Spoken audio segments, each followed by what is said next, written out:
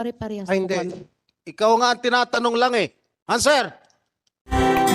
Dinuro-duro ni na Senator Raffy Tulfo at Senator Jinggoy Estrada ang mag-asawang Pablo at Franz Ruiz sa hearing dahil sa pagtatanggi nila sa kawalang-awang ginawa nila kay Nanay LV Vergara. Hinamon ni Senator Raffy Tulfo ang mag-asawang Ruiz na ay dadaan sila sa polygraph test ngunit ayaw ng mag-asawa kaya nasigawan sila. Ikaw ang tinatanong ni Senator Tulfo at yung asawa mo. Tayong dalawa lang. Dapat po pare-parehas Ay, po hindi. kami. Ikaw nga ang tinatanong lang eh. O asawa mo eh. Answer!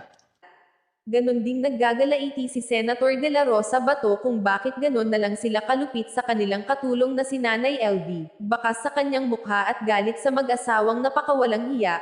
Ako bilang ordinaryong tao, I am wondering why. Bakit ganun na lang kayo kabayolente at kawalang awa sa mga tao na ito? What led you to do that?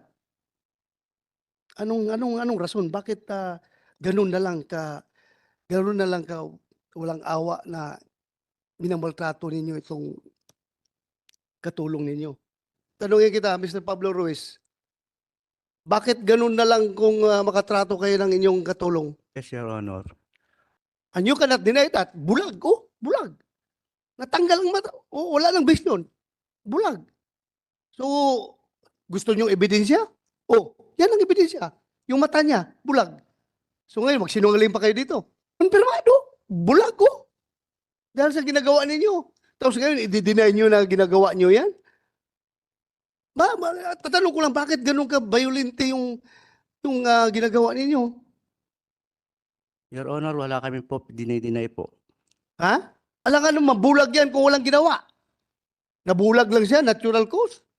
Na hindi sinaktan. Ang dami nga, witness, oh. Ito mga katulong nyo dati na nakakita talaga sa paggawa ninyo ng karumal-dumal na pananakit sa inyong katulong. Bakit? Bakit ganun na lang?